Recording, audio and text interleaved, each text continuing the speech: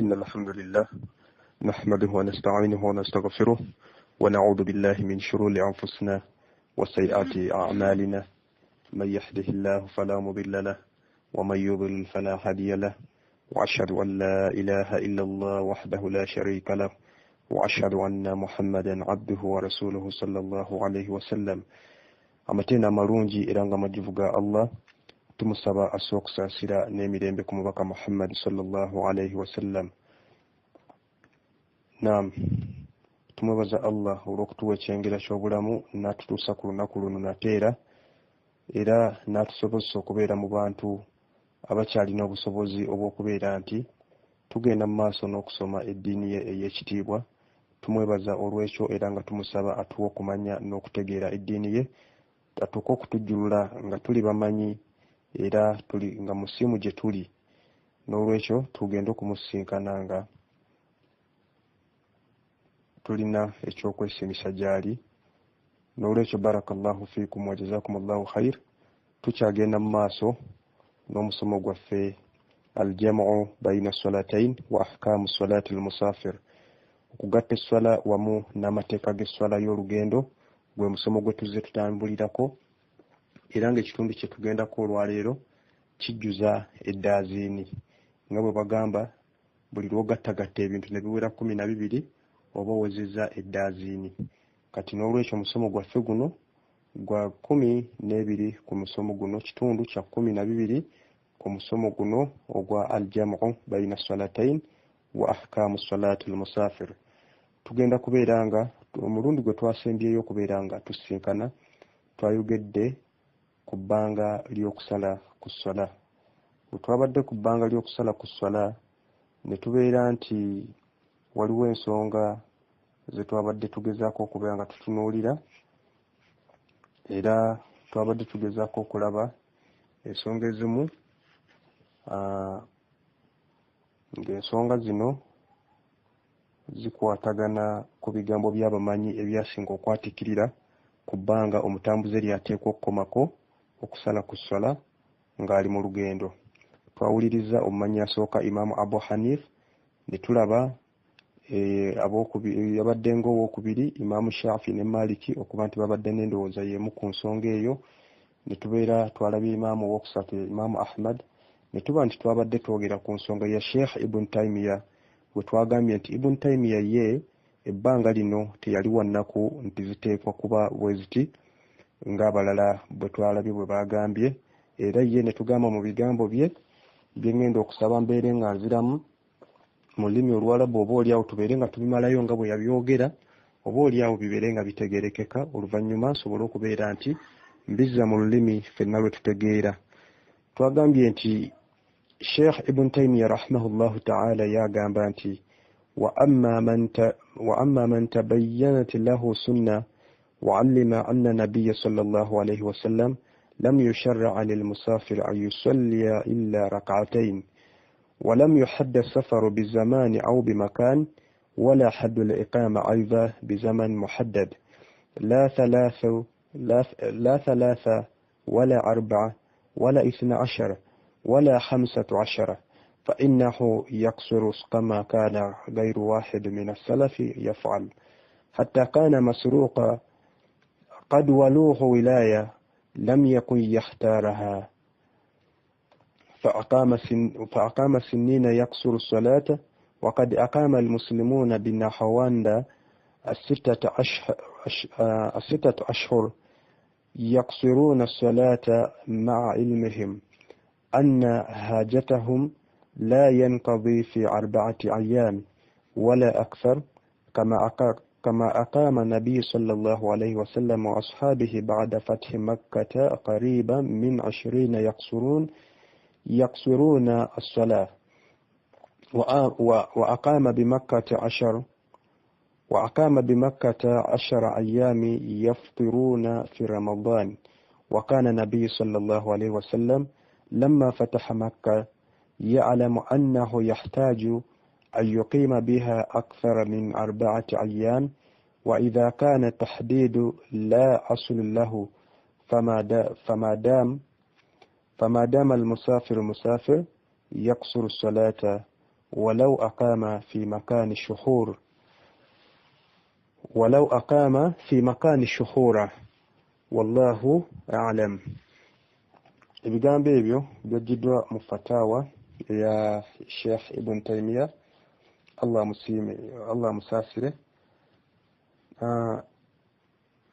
Twagambye nti mu fatawa ye osoma omuzingo 24 ku namba 18 era amakulu g'ebigambo bino nga bwe bisomeddwa mu lulimi Oluwalabu tugenda kubeera nga tubizza mu lulimi lwe tutegeera obulungi nga Sheikh ono agamba nti oyo yenna abategedde oba aba ategedde obulungi enkola oba ensomesa oba enkola y'omubaka ku nsonga y'olugendo era ng'akimanyi bulungi nti omutambuze alina kusala raka 2 zokka era ng'akimanyi bulungi nti n'olugendo oba safari teyakomeka nti oba bbanga bwe riti oba safari ewera omuntu amaze kutuuka mu kifo gundi era n'okukimanya akimanyi bulungi nti olugendo terwakomekwa nti omuntu ateekwa kumalamu bbanga gundi kwegamba nti teziba nnaku 3 oba 4 oba 11 wadde 13 omuntu oyo akkirizibwa okusala ku swala nga baganda baffe abatusooka atali omu bwe bakolanga.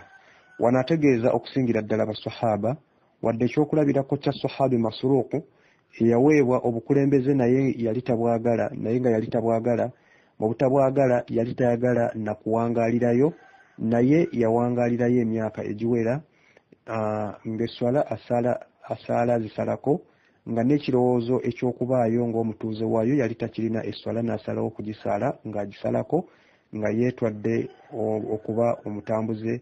Si kyekyo kyokka wabula waliwo n'abasiraamu oba sahaba bagenda okulwana jihadi mu kitundu ky'e Nahawanda eyo bamalayo emyezi 6 nga basala ku swala awamu n'ekyo baali bakimanyi bulungi nti ensonga ebatutte eyo jihadi si yakuggwa mu nnaku 4 oba okusingawo okutuusa ebigambo ebyo gye bikoma. N'olwekyo omuntu yenna ebbanga ly'amala ng'akyabalibwa nti mutambuze asala ku swala newankubadde ng'omuntu awantu amazeewo emyezi.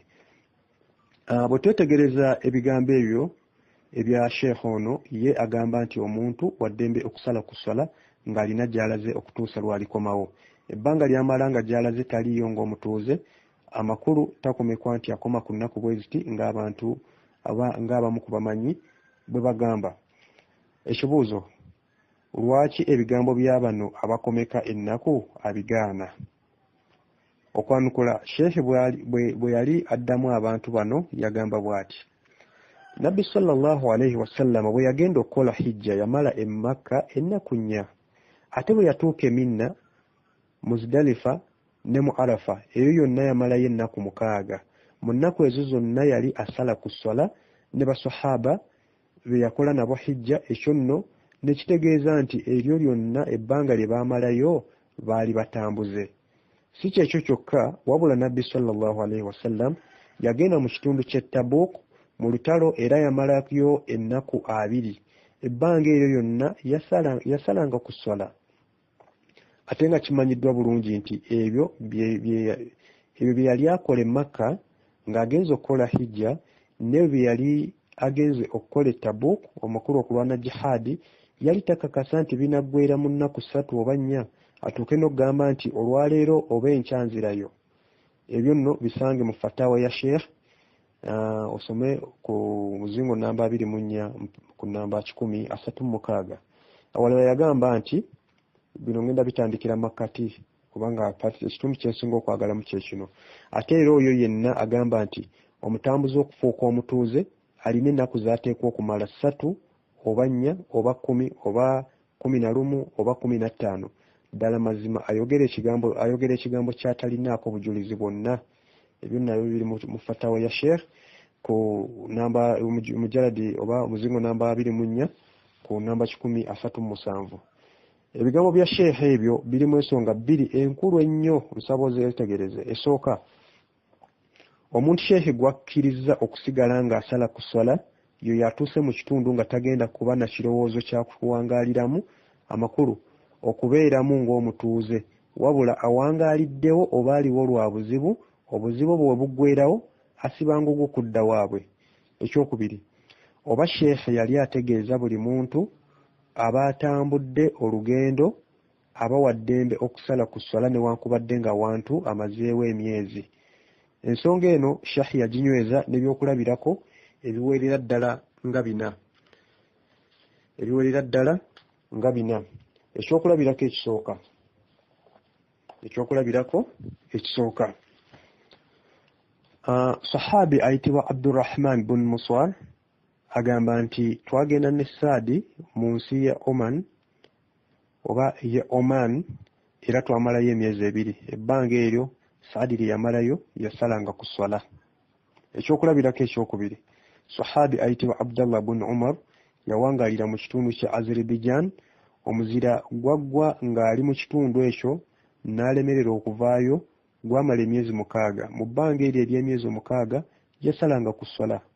Ekyokulabirako ekyokusatu, Sahabi y'omu bwe yagendanga e Makka ng'asala ku swala okuggyako ng'asalidde emabega wa imaamu atali mutambuze e Makka, ne bwe yamalangayo emyezi egiwera 2 ng'akola bw'atyo.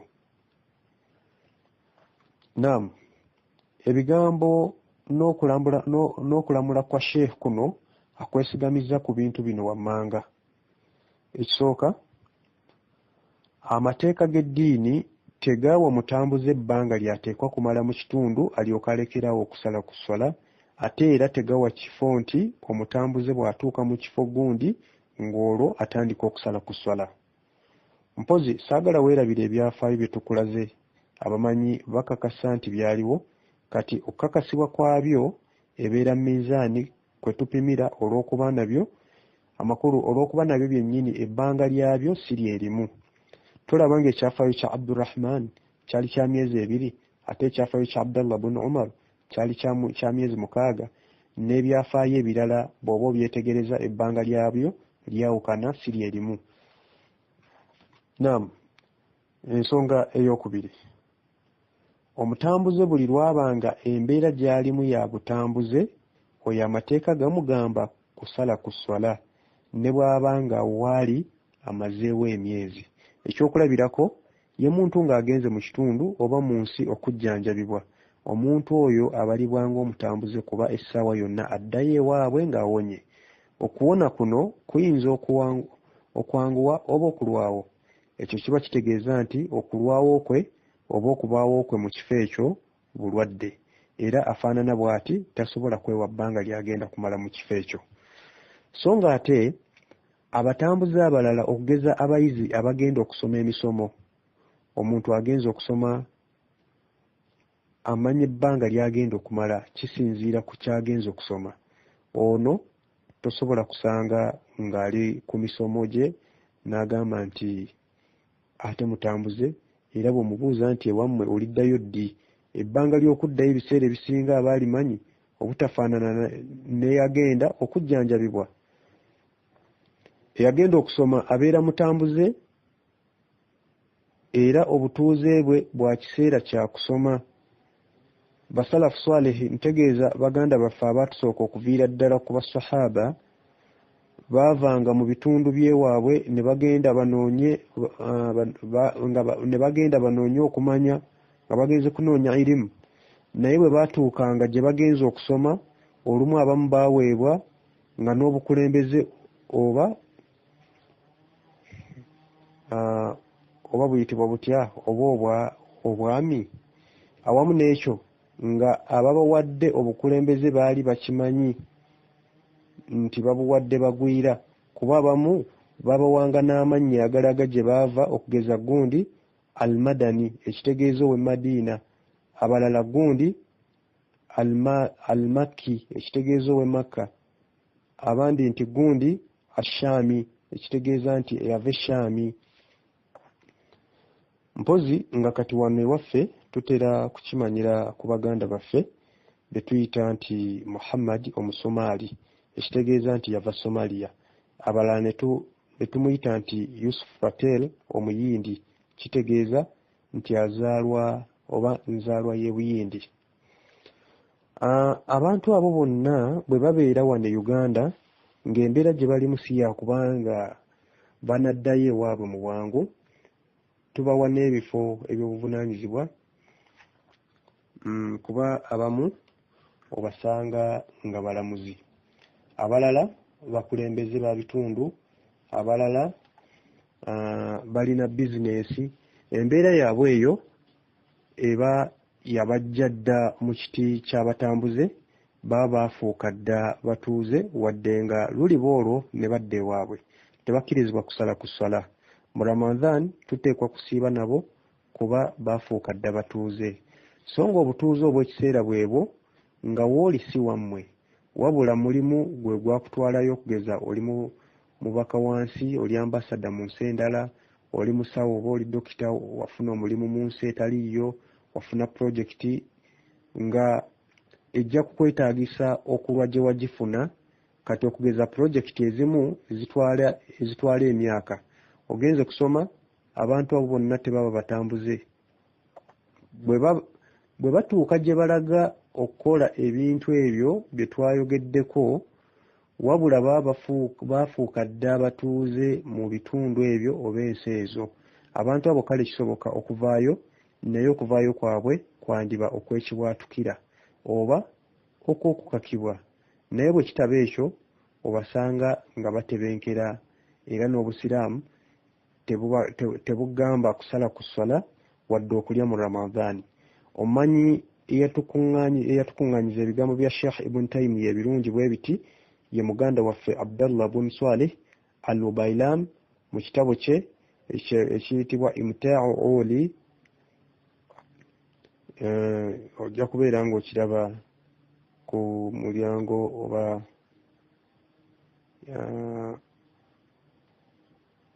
nja kwongera okubeera nga ndette bikikwatako inshallah, mbawe peegi kwe musobola okubeera nti musoma ebigambo ebyo. Waliwo ekibuuzo, basala ddi ku ssala? Basala ddi ku ssala? Okwanukula, esswala bazisalako nga basimbudde badda gye baava, amakulu mu makubo. Bwe batuuka gye baava, ate olwo baba bazzeemu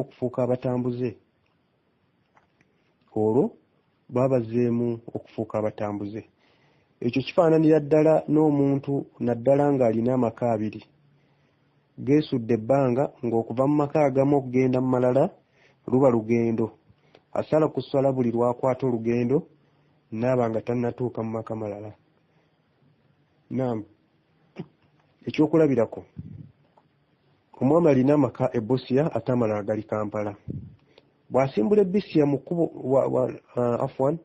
bw'asimbula e Busia mu kkubo w'aba atuuse n'ayimirirako, amakulu n'ayimirirako awantu, oba kale esswala n'emusanga nga tannayingira mu Kampala, esswala ye oba esswala ze akkirizibwa okuzisala okutuusa ng'ayingidde mu kibuga Kampala. Kati dereeva oba driver yenna singa abanga alina ensi oba n'ekitundu ky'abeeramu nga ye waabwe, oyo buli lwava mu kitundu kye ng'avuga, olwo aba afuuse mutambuze olw'okuba alina gy'ava ate nga waabwe. So nga bw'abanga ye n'abantu be oba ebintu by'akozesa nga waabeera nabo oba nabyo we bibeera nga talina maka oba wantu wankalakalira wabeera atambula butambuzi, oyo ye ebbanga lyonna tabalibwa nti mutambuze, era ne bw'aba mu Ramadhan ateekwa okusiiba kubanga talina waayitawuwe oba waabwe. Esswala tazisalako, asala nga atali mutambuze. Naam, wabula bw'aba n'abantu be era ng'alina ne we babeera awamanyiddwa nga wadde ebiseera bye ebisinga bimala mu makubo ng'avuga. Kino kiri nnyo ku bavuzi b'ennyonyi, eggaali z'omukka, emmeeri, tureera. Bano babeera batambuze buli lwe bava ewaabwe okutuusa lwe balikomawo mu bantu baabwe oba mu kitundu kyabwe. Era esswala basaala za kusalako buli lwe bava ewaabwe, basaale bazisalako okutuusa lwe balikomawo ewaabwe. Okwo nno kwe kunnyonnyola okulungi ensonga eno, era okunnyonnyola okulungi bwe kuti kwa mukadde waffe Sheikh Uthaymin mu kitabo kye. Ekitabo kye At-Tamamu al-Minna fi fiqhi al-kitab wa sunna, soma omuzingo ogusooka osome okuva ku 446 mpaka ku 448 oba asharhu al-mumta omuzingo ogwokuna osoma kuva ku 379 mpaka ku 308. okwongereza ku ebyo singa omuntu abula oba abulwako omuntu we oba ekintu kye n'atandika okukinoonya n'ava mu kitundu ky'ewaabwe n'atambula obuwanvu obwenkana ne kye bayita olugendo okuva ewaabwe atandika okusala ku ssala, oba ayinza okuba nga mulunzi anoonya wali muddo gwa nte amakulu alina ente kati ng'anoonya muddo gwa nte ze wagufuna oba anoonya wagufuna wassa amakanda oba we wafuuka amakaage, era oyo akola atya? Oyo asala ku ssala ebbanga ly'amalanga tannafuna wagenda kubeera na nte ze. Bw'afunawo n'azimbawo weema oba akasiisira, ekyo kiba kitegeeza nti olwo afunye wannaabeera, olwo ebyokusala ku ssala ng'abivaako. Kati ate oli alina ky'anoonya asigala asala ku ssala okutuusa lwalidda gye yava ng'agenda okunoonya ekyali kimubuzeeko. So nga n'omuntu singa adda oba akomawo ewaabwe n'asibirwa mu lugendo ekyokulabirako abadde ajja wano e Kampala ng'ava okugeza Dar es Salaam ekibuga ekikulu ekya Tanzania, bw'atuuse ku nsalo oba ku booda ya Uganda ate nga n'okuddayo e Dar es Salaam si kyangu, n'asibirwa ku nsalo, oyo asala ku ssala ebbanga lyonna lyamalawo okuggyako nga yeekyusizzaawo ku nsalo n'afuulawo makaage, ebyokujja e Kampala n'abisazaamu. Naam, barakallahu fiikum wa jazakumullahu khaira. Nga tuwunzika ensonga zino zonna, bino byekkaanye nnyo kuba bikulu.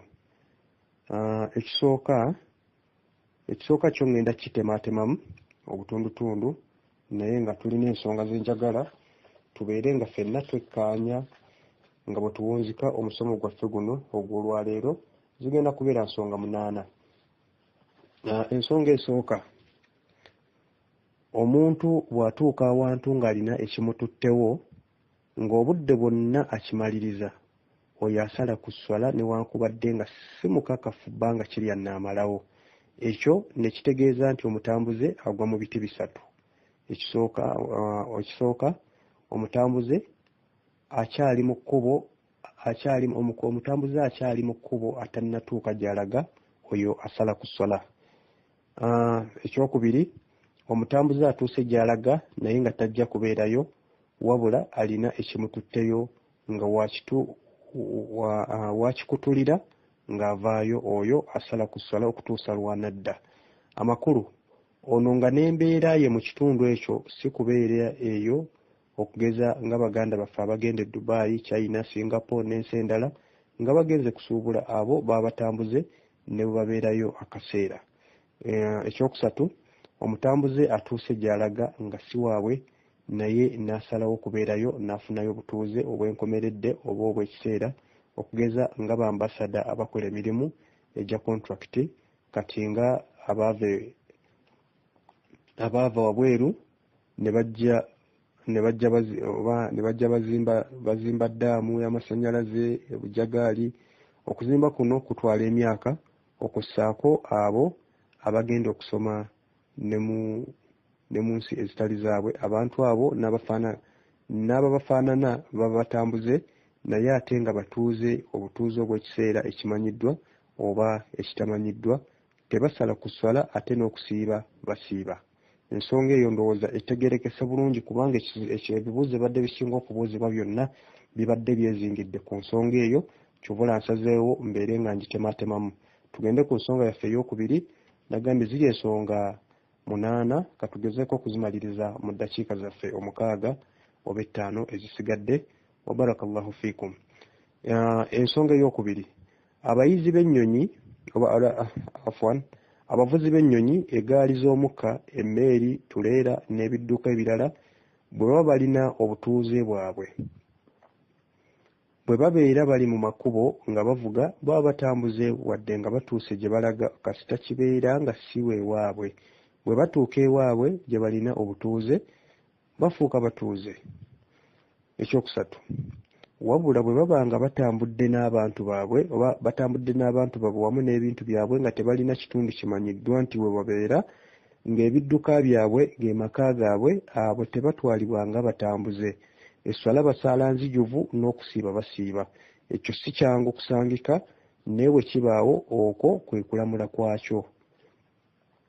Ekyokuna, ensonga yaffe ey'okuna, omuntu ng'alina amaka abiri nga geesudde ng'okuva ku maka agamu okugenda ku maka amalala, amakulu kyengezaako otegeeza mu nsonga eno, omuntu ng'alina amaka abiri ng'amaka ago geesudde ng'okuva ku gamu okudda ku malala wawera olugendo, oyo esswala bwe zimusanga ng'avudde mu maka amalala tannatuuka mu maka malala akyali mu kkubo, esswala zisalako.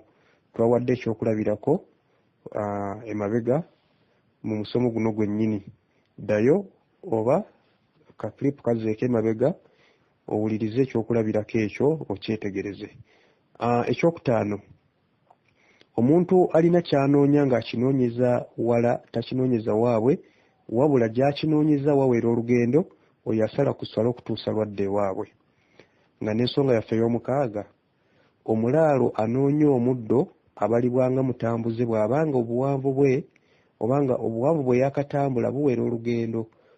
Bw'afuna w'asanze omuddo n'asimbawo amakanda, awo waba wafuuse butuuze bwe era esswala azijjuza. Bw'avaawo ate nga addamu okukola ki? Okusala ku sswala. Nga n'ensonga yaffe eddirira esembayo, omuntu bw'asimbirwa mu lugendo, amakulu ngezaako okutegeeza nti omuntu bw'asibirwa mu lugendo asigala asala ku sswala okutuusa lw'alituuka ewaabwe. Nsuubira ensonga eyo nayo twagigaziyizaamuko era etegerekeka. N'ensonga gye ngenda okusembyayo, barakallahu fiikum, omuntu bw'agendako ewaabwe gye bamuzaala naye nga si gy'awangaalira, akkirizibwa okusala ku sswala okuggyako nga asazeewo n'abeererayo ddala. Kiddamu, omuntu bw'agendako ewaabwe gye bamuzaala naye nga si gy'awangaalira, akkirizibwa okusala ku sswala okuggyako ng'asazeewo n'abeererayo ddala. Naye bw'aba ng'alina essuubi mbu ajja kudda gy'awangaalira, abeera akkirizibwa okubeera nti asala ku sswala. Ndowooza ebyo bye bizimu ku nsonga enkulu ennyo ezibadde zeetaagisibwa buli omu okubeera ng'amanyi ku nsonga ezikwatagana n'okusala ku sswala nga oli mu lugendo. Ndowooza tujja kubeera nga insha Allah tutandikiraawo omulundi Allah gwa n'atusobozesa okuddamu okusisinkana, tulabe okujjuukira esswala ng'oli mu lugendo oba ng'otuuse gy'olaga, tusobole okubeera nga tutunuulira ensonga ezo wamu n'endala. Saba Allah atuwe okubeera nti tubimanya n'okubitegeera n'okubiteeka mu nkola, era engeri gy'eri nti sunna ya mubaka, tusobole okubeera nti oba oliawo tufunamu ekyo ekisinga okubeera ekirungi ekinatutuusa mu maaso ga Allah ng'atusiimye ffenna. Innahu waliyu dhalika walqadiru alayhi. وفق الله الجميع لما يحبه ويرضى والحمد لله رب العالمين.